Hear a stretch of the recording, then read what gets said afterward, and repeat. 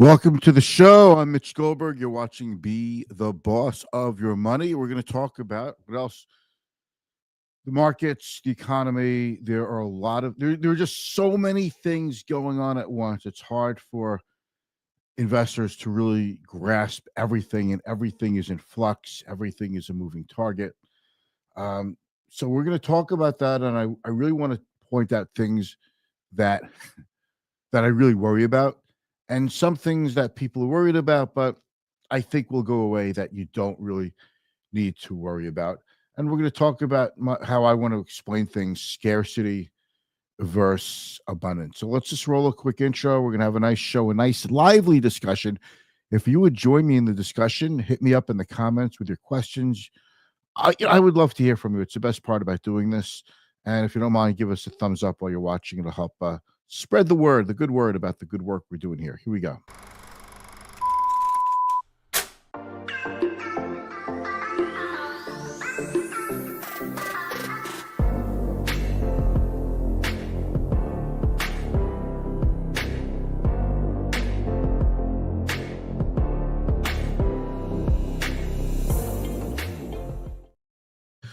All right, so let me get my thoughts together on this. I have a lot of thoughts to share. I have a lot of thought to share about this. And there are so many things going on. And there is so much in flux. The situation is so fluid. Uh, one day it's tariffs, then it's not tariffs. Then it's with China, Mexico, Canada, Europe, uh, NATO, Ukraine, Russia, United Nations. Trump trades are starting to fade. Earnings, consumer confidence plunged. The numbers came out today, plunged. I think when investors are faced with information overload, which which is a topic or a term that I think is very apt for the moment, it creates uncertainty, and uncertainty right now is running pretty rampant, and it's making people, if not outright sell, it's certainly creating what I'll describe as a buyer's strike in the stock market. People don't want to buy stocks, but they do want to buy bonds, and that's why you're seeing long-term yields come down significantly. You should start to see mortgage rates start coming down, though. So maybe that could be good. You are seeing the price of gasoline go down, at least wherever I see it. The price of gas is coming in. Those are usually helpful things when the economy starts to slow and mortgage rates come down, consumer borrowing rates come down, uh, gasoline goes down. That can usually help things out. Is it enough now to stop what I think is a lot of negative news and a lot of things to be bearish about? We're going to find out.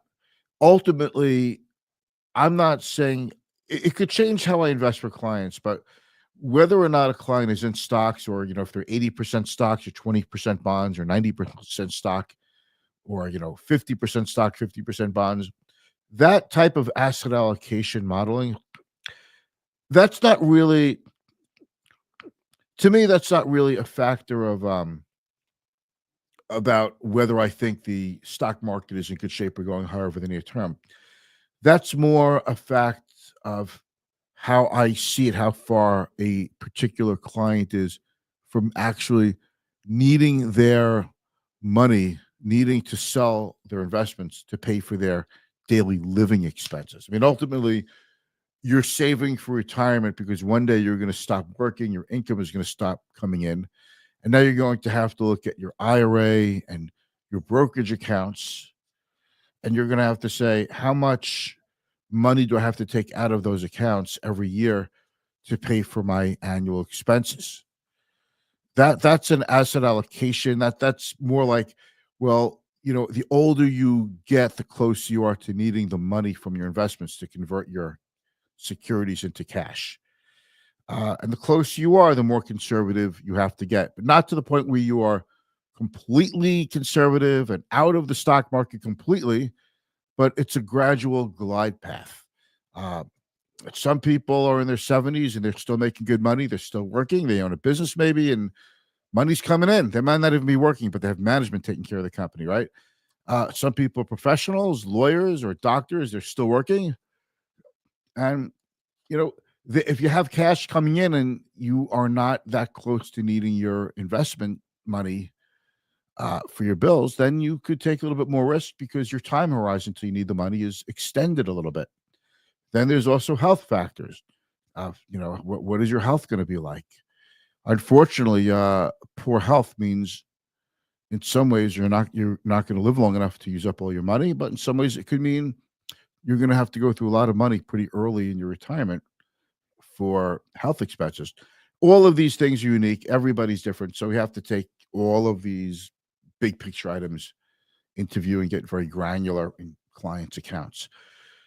All right, but with tariffs and Trump trade, the Trump trade is this: after Trump won the election, what we call animal spirits, investors got very aggressive, very bulled up, and economically sensitive stocks, small cap stocks, industrials really took off. Artificial intelligence related stocks, tech stocks really took off. Small cap took off as well, and crypto took off.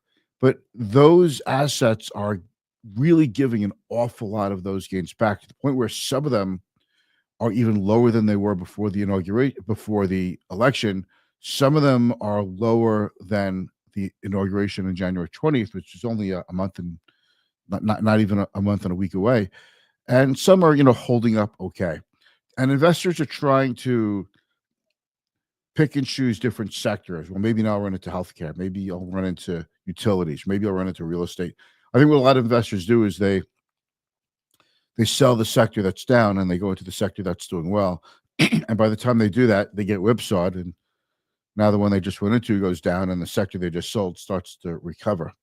This is why trading is so difficult. This is why, for most of you, a diversified approach that you just set it and forget it would actually work best because it would help to guard your money from its worst enemy. And that is actually your emotions, your feeling that you always have to tinker with your portfolio. They have to manipulate the stocks and the sectors and try to change things to get a little bit more gain. And maybe you feel like you need to buy something that you shouldn't be in. I speak to people all the time. And by the way, diversification is a strategy that we use to mitigate risk, but it doesn't necessarily protect your portfolio from going down in a generally down market. As far as things like S&P 500 index funds, just keep in mind, you actually can't invest directly into an index, but you could invest into a security that tracks or mimics an index. So we have a lot going on, and crypto's really come off a lot from its top. I don't know if you saw this, but Tesla was recently $488 a share, just booming, and all about the bromance with Musk and Trump and how great they're going to be with artificial intelligence and self-driving cars. Last I checked, I don't know how it closed, but I checked a little while ago. It was under 300, it's 299. That's like a $43 stock going to 29. That is a lot. Like if you have money in a stock like that and it goes down that much, that is quite a bit. Meta, which is Facebook, that's down probably about 80, 70, $80 a share from its high last week. And last week when the S&P 500 did in fact hit an all-time high, it did it on light volume, and only like 5% of all S&P 500 stocks actually hit a new 52-week high that day. So the breadth is not doing that great. We thought at this point we would see maybe more stocks doing better outside of the tech sector, but that doesn't really look like it's happening now. It was happening for about a month and a half after the election, but it's 2 months maybe, but it's kind of wearing off. And now the talk is the Federal Reserve is expected to cut 2 more times this year when a month ago they were maybe going to cut no more times or 1 more time. And that's because investors are starting to build into their expectations a slowing economy, possibly even the R word, the recession. We'll see if it happens or not. But when I look at things, I was having this discussion with a friend today, fairly pretty sophisticated guy when it comes to economics and politics. we agreed that because we're both smart, so of course we agree with each other, but we don't agree. We don't agree on everything. The U.S. economy, I think, is actually going to continue to be in decent shape. Now, even though we're getting these mass firings in the government sector, and that'll spread to other sectors, because every time somebody loses a job, it's stores, shops, online services. People have to cut back on things, and it starts to spread. And you're seeing layoffs all over the country. But I think the United States population as a whole is a little annoyed with the way the Doge Department of Government Efficiency is going about it, where mass firings and people in sensitive positions like nuclear or CIA, then they're being called back, they're fired again, and it's. I think it's starting to look like the leadership of U.S. government doesn't really have a systematic handle on what's happening, and it's shaking confidence. That's part of it. It's not all of it. If the Fed interest rates are coming down, but that is because the market's going slower, and that typically happens when you go into a recession. Long-term rates go down, and the price of gasoline often go down. That's actually pretty common. But we'll see if that's enough to help. Because lower gas, people have more money to spend. But I don't know if you saving $4 at the pump is going to compensate for a couple 100,000 government workers losing, their jobs. Okay, so we are going to we're going to find out. But right now, between the tariffs and the tariffs are back on, are going to be back on with not back on. They're going to be installed with Canada and Mexico. We'll see, are these negotiating tactics. I mean, it's screwing around with our perception of the economy. Last week, Walmart said that they see a slowdown in the consumer and consumer weakness. That was corroborated today by the consumer confidence figures, which took a really big dip, really big drop. Some of the purchasing managers index for manufacturing, some of those indices are now in negative territory. So there's a lot to be worried about. But the good thing is, as we reshore and more foreign companies start producing their goods in the United States, and Americans and American companies are more interested now in safety of supply chains and manufacturing and reliable energy, more companies could start making things here. We certainly expect to see a continued boom in industrial buildings for data centers and everything else you could think of, distribution centers, et cetera, because it's just the way we're working. If we're going to take goods production away overseas and move it here, that's a good thing for the economy. But that's a slow grind. That's going to take 15, 20 years to play itself out, maybe more. We spent the last 70 years getting into globalization. We're not just going to come out of globalization in 2 or 3 administrations. It's going to take longer. In the meantime, how would you grade Doge and what President Trump is doing? He's getting cheered on. We need government efficiency, and no one else is willing to make the cuts because they're politically unpalatable. And some of the Republican senators are starting to scream uncle because they're getting an earful from their constituents, because their states are seeing layoffs and people could start getting hurt. In some states, in particular, Texas, California, even Montana, Minnesota, but mostly, I hate to say it, mostly, red-leaning states have a lot of business going in and out between China, Mexico, and Canada.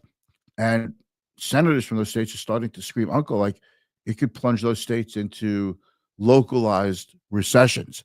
If enough states go into recession, it's probably enough to pull the rest of the economy down with it. So, you don't reduce debt and cut back spending and expect really good economic growth. All right. It takes time for the government to get out of the way of the private sector. It takes time for the private sector to pick up the slack. So you're talking about a multi-year game plan, but politicians don't always have enough time to get through these. So is President Trump being brave and saying, I don't care about getting reelected? I just want to make sure that I'm getting the country in shape? Or is he going to scream uncle and blame Musk and other people for throwing the economy possibly into recession, or at least local economies into recession? This is a really tough thing to game. Uh, and we're going to find out. We don't have a crystal ball, but while we get there, there's going to be a lot of volatility. And on those days when the market does in fact go down, it's going to feel like the beginning of a recession and the beginning of a protracted bear market. And we could turn around right away. Tomorrow we have earnings from NVIDIA. And that's going to be a big thing. NVIDIA is the poster child, the world's favorite stock, the stock that most people talk about. They make the Blackwell chip for artificial intelligence, and the valuation is about $3 trillion in the company. And investors want to hear, is NVIDIA raising guidance? How well are they doing? NVIDIA has customers that are like, you know, 20, 30% of their entire business. So NVIDIA only has really a handful of big customers. And if any one of those customers says, we've spent enough money on artificial intelligence chips, we want to slow that down a little bit and see if we could get something from the fruits of our labor of what we've spent so far, that would be really bad news for NVIDIA. And that would probably be another knock against the NASDAQ. By the way, the NASDAQ and S&P are down for the fourth day in a row, and they've been coming in hard. Today was mildly down day, but Thursday and Friday, yesterday, these are big down days in the NASDAQ, and the S&P has been doing pretty bad too. But the S&P has a huge slug of exposure to the to tech. I was looking at a mutual fund today, Fidelity Contra Fund. It's a very popular fund, and it's had pretty darn good performance. And if I ask you, what percentage do you think the top 10 stocks take up in that fund? Maybe, I'm looking for a big number, so maybe you might say 20, 25%. And I ask this to people. Most people go, oh, you're looking for a big number, aren't you? All right, 25%. I'm going to tell you now, it's almost 60%. And this is what's happening with a lot of mutual funds. So the world is just so overindulged in the same couple of stocks. It's even more intense as far as concentration goes of major averages in Europe and Asia, believe it or not. So it's not like we're the worst off in this regard. So these are the things you have to talk about. So let's talk about the title of this video today, of this live stream: Abundance versus Scarcity. When you feel that there's abundance, you spend, you invest. But right now, the general feeling of voters, anyway, is scarcity. There's if somebody else gets money, if Ukraine gets money, we have to lose money. For example, if this goes up, that has to go down. It's not a belief that a tide lifts all boats.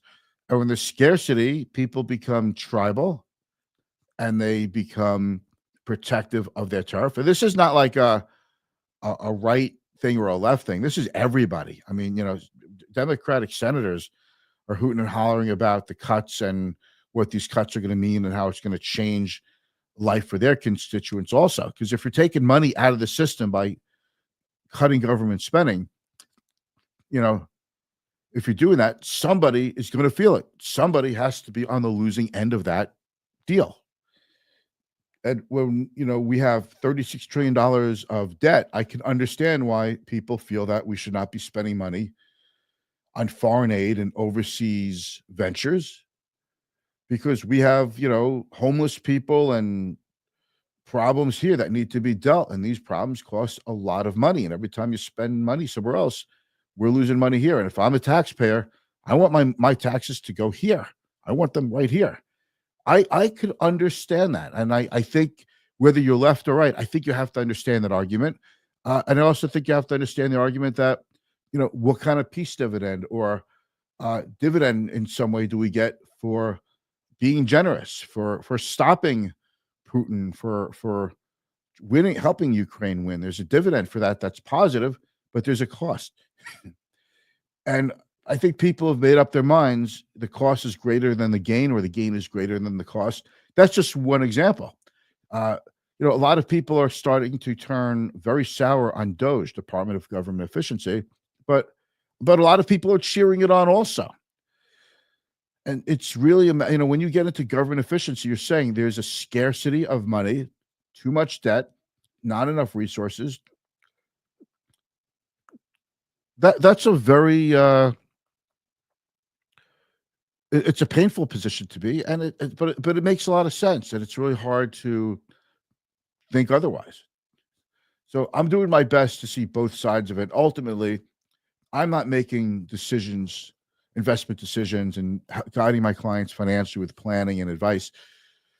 Uh, I'm not doing this based on my view of who's right, the left or the right, or what we should spend on foreign ventures, or what we should spend on domestic ventures, or what we should do if we fix Social Security or change how much we spend on defense. I'm simply taking it all in and saying to clients, we are basing our decisions first and foremost asset allocation based on your time to when you're going to start needing your money. Because when you work, you're trading your time for money. But when you retire, you're trading your money for time. And the sooner you get to that point, the more conservative we typically get to be. But within those investments, I do have a lot of leeway in terms of what type of investments could work. And I have a lot of leeway in saying we have a number of stocks that are up humongous in the last couple of years. And I think, if you don't once in a while take some gains out of stocks that are up a lot, what good is it? I think you just wind up writing them up and writing them down. Stocks don't go up forever. New stocks could come in and take over from the old stocks. When you think about it, 20 years ago, nobody was talking about Nvidia. Nobody was talking about Tesla. Microsoft was, it was good, but it wasn't like the home run it is today. Apple was like, they didn't come out with the iPod until I think 2009 or 2007. They came out with an iPhone 2009, I think. So that was moribund. That was going nowhere. So there'll be another crew of stocks that take over for the large cap stocks today. Where that happens, people in these large cap tech stocks, I think, are going to relearn a lesson that was learned 25 years ago when we had the tech wreck. And I know 25 years ago seems like a long time, and I know this time could seem different, but I don't think it's different. I just think the valuations are bigger, the numbers are bigger, but the concept of crowding into stocks because of rapid growth that's expected to go on forever. When that growth slows, the stocks get marked down, and all the way down, investors are constantly buying more, thinking that they're going to find the bottom. Analysts are pounding the table that these are great buys now, and they go lower and lower and lower until finally investors become despondent. And then we get a whole new crew of investors and a whole new generation of investors. I've seen this happen a couple of times in my career, and I want to make sure, I want to do everything I can to make sure my clients can sit tight and stay strong and be in the right portfolio for them that they could, stick with. I always say, what good is a portfolio of investments if you can't stick with it? Because it's time in the market to me, not timing the market, right? All right, so I've said a lot. I hope some of this resonates with you. If you have any questions, feel free to reach out to me. Bobby's here, Andrew's here, I'm here, and we all have. We would all love to share the input and help you, reach your financial goals and be as efficient as possible with your money, and see what you could do to maybe put yourself on a better trajectory, or in some cases, you've made a lot of money, you have a lot of money, and see what you could do to grow a little bit, but make sure we're also acting in a way that preserves the money too. Sometimes it's not what you make, it's what you keep, right? So we have clients who are, in their 20s and 30s. We have clients in their 80s and 90s and everyone in between. And everyone's different. All right. Have a great night, and I'll see you tomorrow, and we'll take a look at how Nvidia does. That's going to be the big story of the day and all day long in financial media tomorrow. No one's going to be talking about anything except Nvidia, but it'll be fun. Thanks.